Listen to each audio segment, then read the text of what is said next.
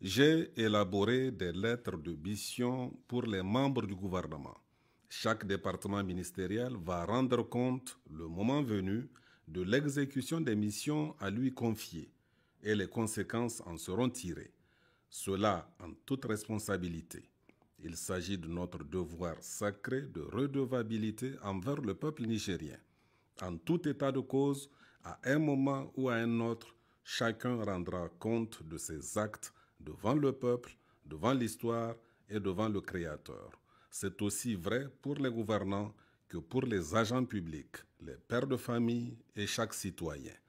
Fin de citation. Général de brigade Abdraman Chani, président du Conseil national pour la sauvegarde de la patrie CNSP, chef de l'État.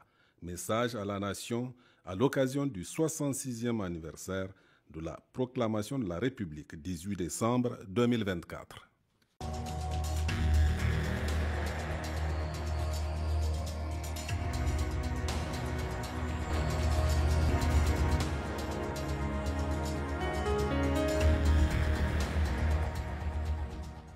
Mesdames, Messieurs, bonsoir. Dans la série d'entretiens avec les membres du gouvernement sur la mise en œuvre de leur lettre de mission à eux confiée par le président du Conseil national pour la sauvegarde de la patrie, chef de l'État, le général de brigade Abdraman Chani, nous recevons ce soir le ministre de l'Urbanisme et de l'Habitat, M. Salissou Sahirou Adamou. Je rappelle que vous êtes à la tête de ce département ministériel depuis plus de 18 mois. Nous marquons donc aujourd'hui une pause pour faire le bilan global de vos réalisations pendant cette période. Monsieur le ministre, bonsoir et merci d'avoir accepté notre invitation. Pour entamer cet entretien, la toute première question, la question des logements et des lotissements constitue un véritable casse-tête pour les populations. Comment développer une stratégie pour améliorer un cadre de vie dans les centres urbains et périurbains en prenant en compte les questions de l'hygiène, de l'assainissement et de l'aménagement des espaces publics et les logements sociaux en relation avec les collectivités? Bonsoir Alhaji Ousmane, bonsoir Ablaye Tchemogo.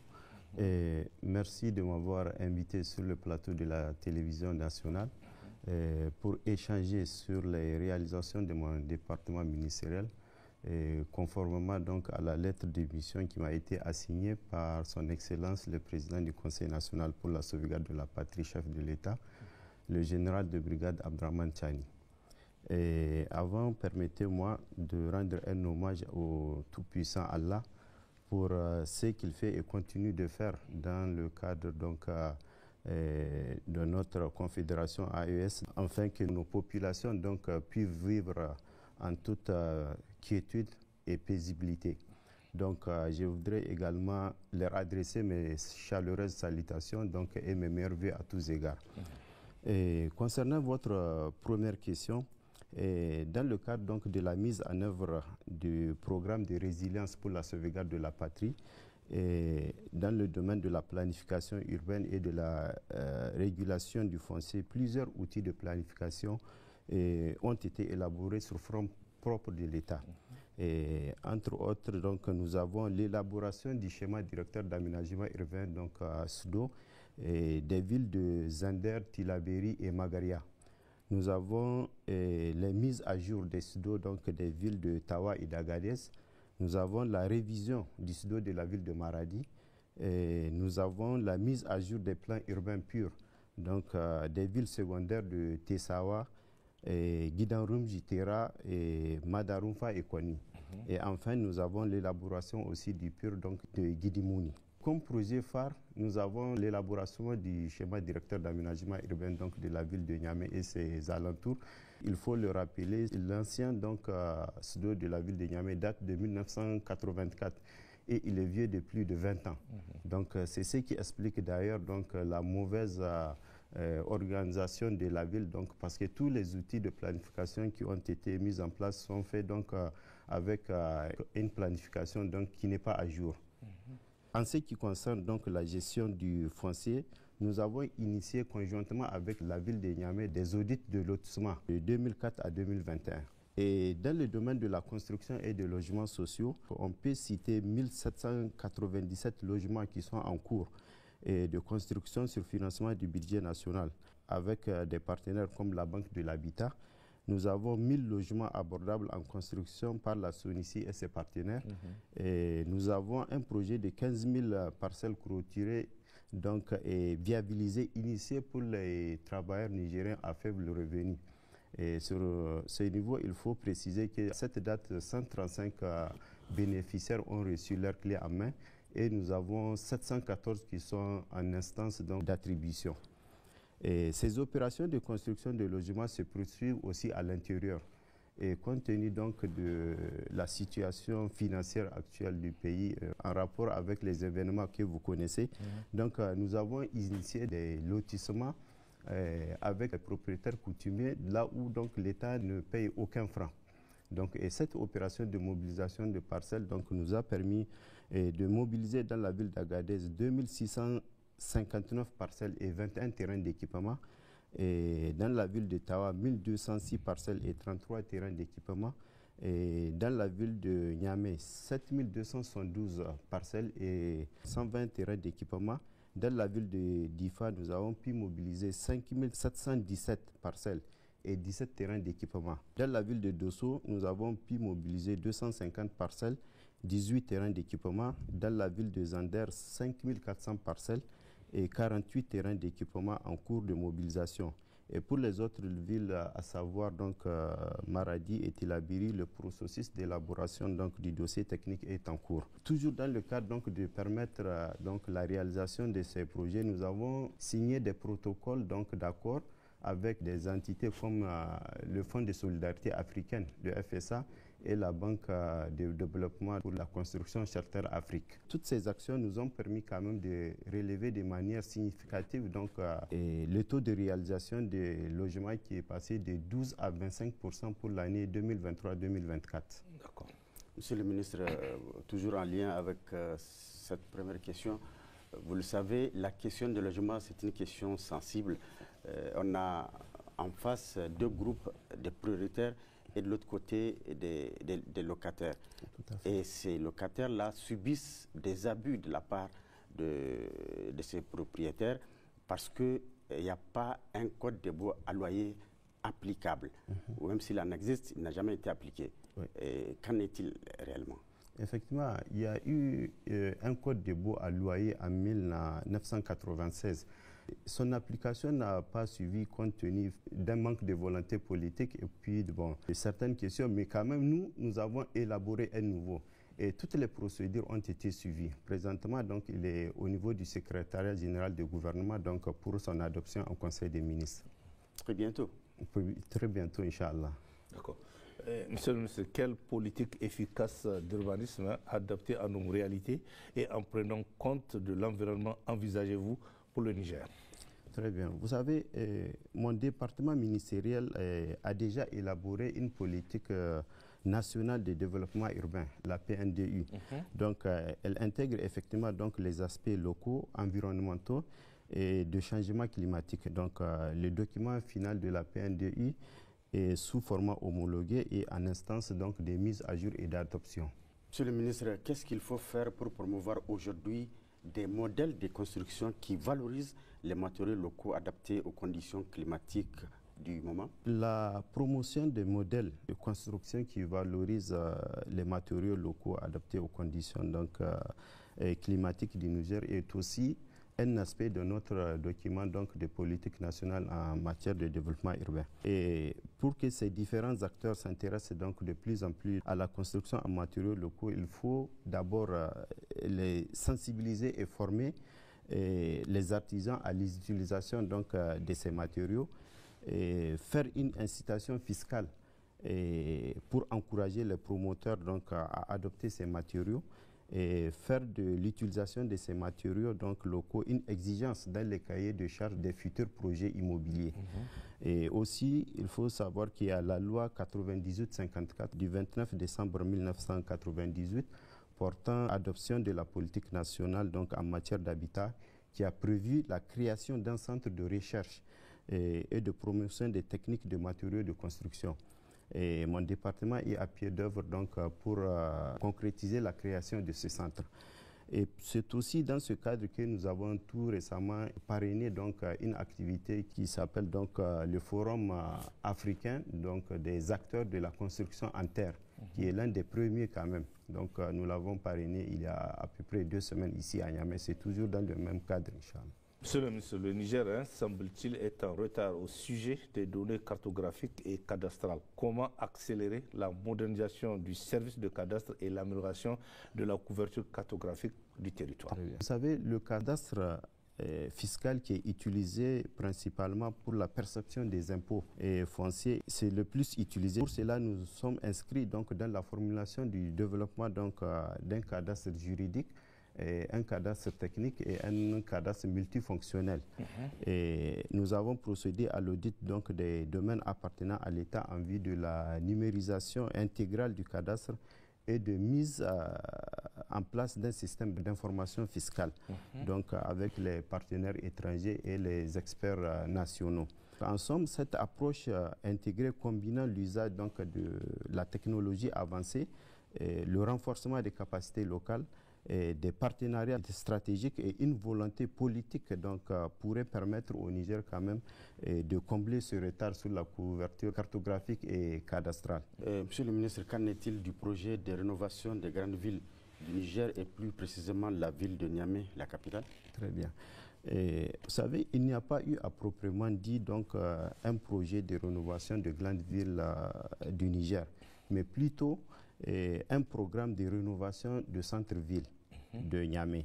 Donc je peux dire que c'est peut-être toujours manque de volonté politique que ce programme n'a pas vu le jour. Et ce programme concerne le centre-ville de Niamey, comme son nom l'indique, et des quartiers donc, de ville de Niamey comme Dezébon, Mauré et La Kouroussou. Donc il fut transformé en 2012 comme programme Niamey-Niala. Et avec comme agence d'exécution un commissariat au programme Niamey-Niala. Et les missions du programme Niamey-Niala ont pris fin avec la création de l'actuelle agence de modernisation des villes du Niger, l'AMV. Donc nous sommes en négociation avec des partenaires pour pouvoir relancer le projet de rénovation des grandes villes donc, du Niger. Et les études de la rénovation de certains villages urbains aussi, comme Gamkale et Saga, sont aussi donc, en cours avec l'ONU Habitat. Et d'autres anciens quartiers et certaines villes de l'intérieur sont également concernés par ce programme. Il s'agit de Koni, de Zander, de Maradi, pour ne citer que cela. Oui, monsieur, nous parlons toujours de cette question de rénovation. Vous l'avez dit, ce projet-là, ça fait des années qu'on en parle. Et jusqu'ici, il n'y a même pas, quand on prend la ville de Niamey, il n'y a même pas un début de solution par rapport à ça. Exactement. Qu'est-ce qui se passe? Donc, je vous l'ai dit, il y a cette question de volonté politique qui est là. D'accord. Et si vous voyez, donc, c'est pour ça que je disais tantôt, nous avons initié l'élaboration du schéma directeur de la ville de Niamey et ses environs. En fait, tous ces travaux-là, le SUDO est la base. Parce qu'en fait, pour avoir quand même une ville qui est assez bien structurée, bien sûr. Donc il faudrait avoir un document de base qui planifie, qui détermine tout. D'accord. Donc c'est pour vous dire qu'avec le SUDO de Niamey, nous sommes en fait dans cette optique, effectivement. Nous sommes en discussion donc avec des partenaires justement par rapport à cette question de modernisation des villes. On peut espérer la réalisation de ce projet pendant cette période que nous vivons de refondation de la République ou pas? En tout cas, c'est ce que nous faisons et on met toutes nos forces pour que effectivement ça ait lieu le plus tôt possible. D'accord.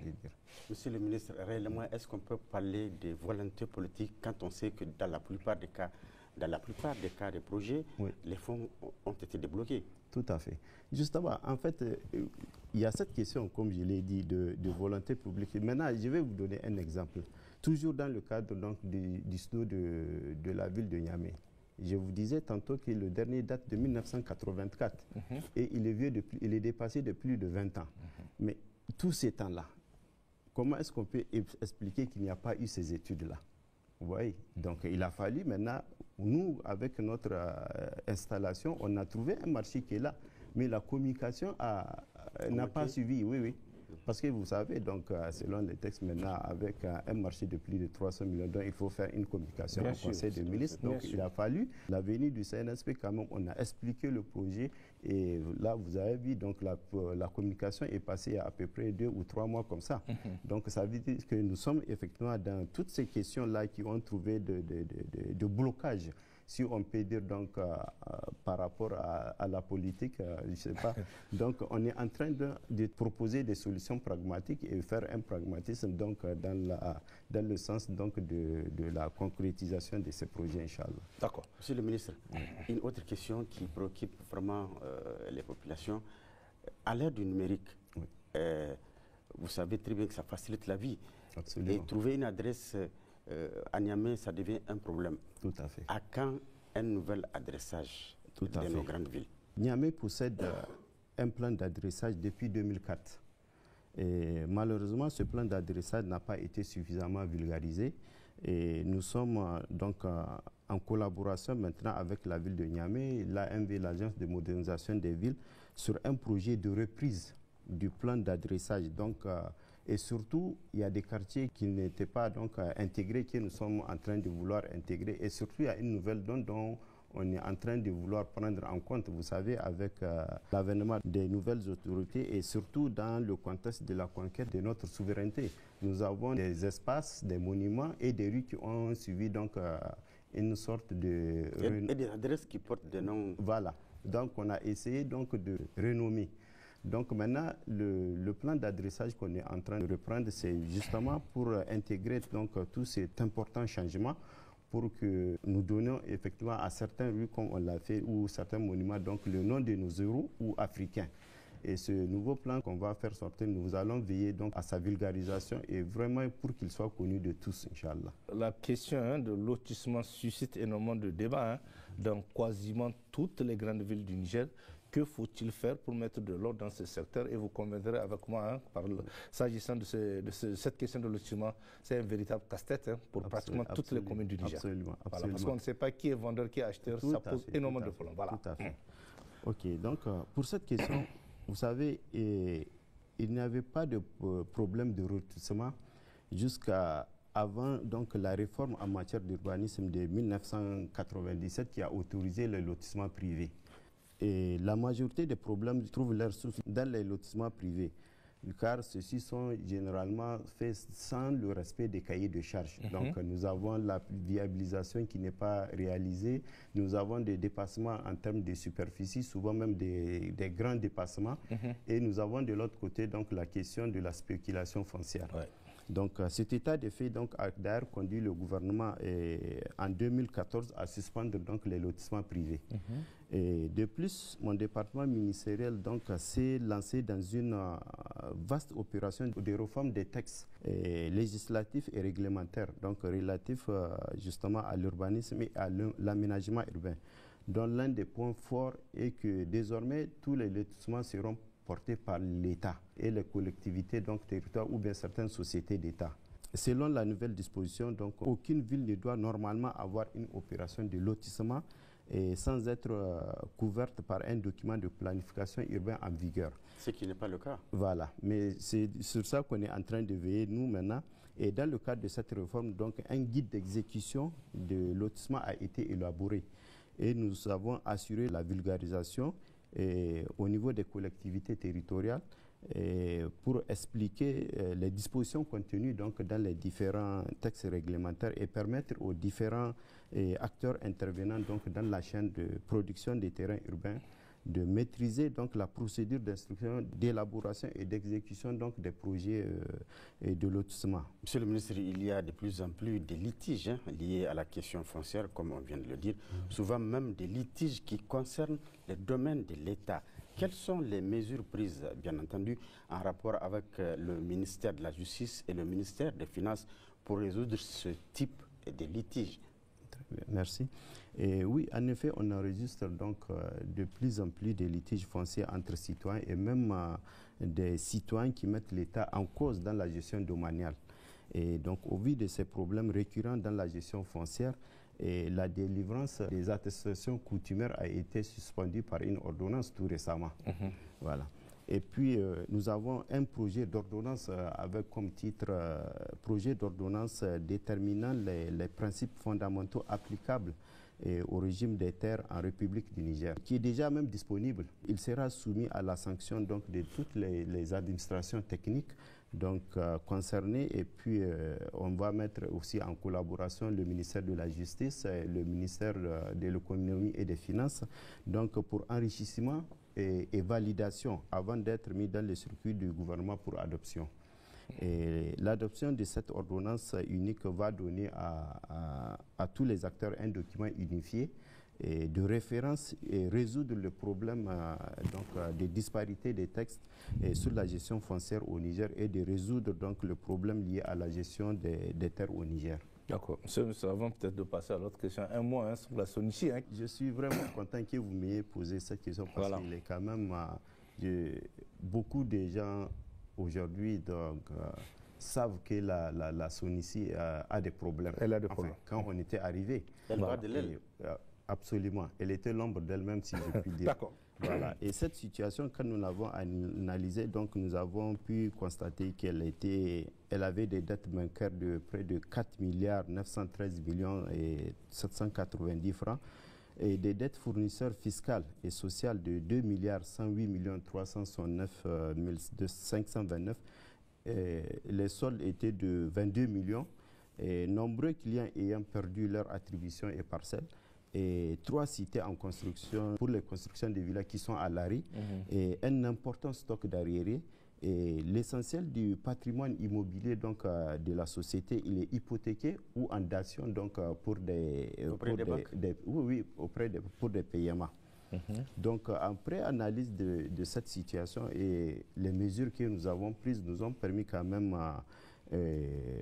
d'obtenir les résultats suivants au 31 décembre. Il faut le préciser, il y a eu la collaboration quand même et l'aide très précieuse du ministère de l'Économie et des Finances. Donc ceci nous a permis quand même de rembourser les dettes bancaires plus les ajouts qui s'est levé à 5 milliards 398 millions 506 740 et des dettes fournisseurs remboursées à hauteur de 765 millions 505 098 francs, des dettes fiscales payées à hauteur de 144 millions et 831 473 et 159 millions 441 011 francs payés aux prestataires. Et nous avons donc plus de 500 titres fonciers établis remis aux clients. Et sur les 52 villas restant donc de la Renaissance 1, il ne reste que 5 villas. Les 47 autres sont finis, donc les constructions sont achevées. Et nous avons 145 111 406 francs de loyers qui sont recouvrés contre 18 millions en 2023.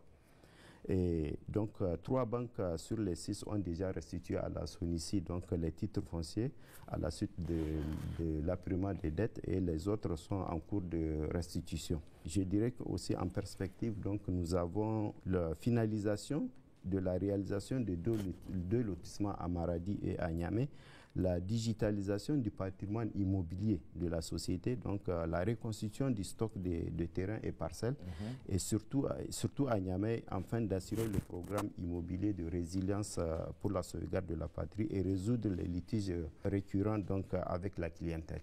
Vous avez pu éviter le fiasco à la SONICI. Si on peut dire ça. Monsieur le ministre, comment mettre un cadre approprié de mesure des résultats et d'appréciation de la performance des actions de votre département ministériel? Nous allons aligner les éléments donc, de notre lettre de mission avec les programmes opérationnels que nous avons élaborés conformément donc, aux attributions assignées donc, au département ministériel. Puis l'ensemble de ces points ont été intégrés dans le cadre donc, de la mesure de résultats et d'appréciation de la performance du ministère, qui fait le lien entre les axes stratégiques du PRSP, le programme de résilience pour la sauvegarde de la patrie, les axes stratégiques du ministère, les actions, les objectifs, les résultats, et les indicateurs et les cibles de l'année en cours et ceux de l'année prochaine. Donc, aussi, j'ai mis un mécanisme de suivi et de reportage parce qu'ils avaient instauré quand même à tous les services donc, du département de produire des rapports trimestriels, semestriels et même annuels. Ces rapports vont nous permettre de faire ressortir donc l'état d'avancement des projets en cours, et une analyse des résultats obtenus, l'identification des difficultés rencontrées, et ça va nous permettre aussi de faire des propositions donc d'amélioration. Monsieur le ministre, une dernière question. Pouvez-vous nous dire les dispositions prises par votre département ministériel pour réaliser des grands projets communs dans le cadre de notre confédération AES? Très bien. Merci. Dans le cadre de notre confédération AES, nous travaillons avec mes collègues de l'AES justement sur cet aspect-là. Et je suis revenu d'une mission de 6 jours au Burkina. Cette rencontre m'a réuni avec mon homologue du Mali et celui du Burkina. Et nous avons effectivement abordé cette question-là sur des questions d'harmonisation donc des politiques urbaines d'habitat et le travail sur des projets d'infrastructures conjoints et transfrontaliers et la mutualisation donc des ressources. Et la mise en place d'un fonds commun donc, pour le logement social, et la coopération technologique et le transfert des compétences, et l'harmonisation et la production d'informations géospatiales. Et donc, toutes ces actions visent à garantir quand même un développement harmonieux et intégré donc, des territoires de notre confédération, et en répondant aux défis donc, de l'urbanisation tout en assurant un cadre de vie décent pour nos populations. On le voit, les lignes bougent là. Monsieur, quel sera votre message de la fin, votre mot de fin de la fin, s'il vous plaît? Merci. Donc, notre vision est de continuer à bâtir un Niger avec des villes modernes, inclusives et durables. L'urbanisation doit être un levier quand même de développement économique et social. Et pour cela, donc, nous souhaitons l'implication donc, de tous les Nigériens, et que nous invitons d'ailleurs à adhérer, donc, à nous soutenir dans cette dynamique pour nous permettre quand même de réussir ce pari d'un cadre de vie et d'un développement urbain harmonieux. Okay. Donc, je voudrais aussi réitérer ma gratitude au président du Conseil national pour la sauvegarde de la patrie, son Excellence le général de brigade Abdraman Chani, et au Premier ministre, ministre de l'économie et des finances, son Excellence Ali Mohamed Lamine pour la confiance placée à ma modeste personne. Et je voudrais aussi rendre un hommage mérité à nos forces de défense et de sécurité qui luttent sans relâche pour la défense de notre sécurité et à l'AES qui est quand même un tournant décisif pour nos 3 pays. Et je voudrais aussi remercier donc la presse publique et privée pour leur soutien. Et pour finir, je vous remercie pour cet entretien qui m'a permis de parler des réalisations de mon département ministériel, donc depuis l'avènement du CNSP au pouvoir. D'accord. Merci, monsieur le ministre. Merci à vous. Merci, monsieur le ministre, de vos réponses à toutes les questions. Voilà, c'est la fin de cet entretien avec le ministre de l'Urbanisme et de l'Habitat, monsieur Salissou Sahirou Adamou. Mesdames, messieurs, merci de l'avoir suivi. Passez un excellent moment en compagnie de nos programmes.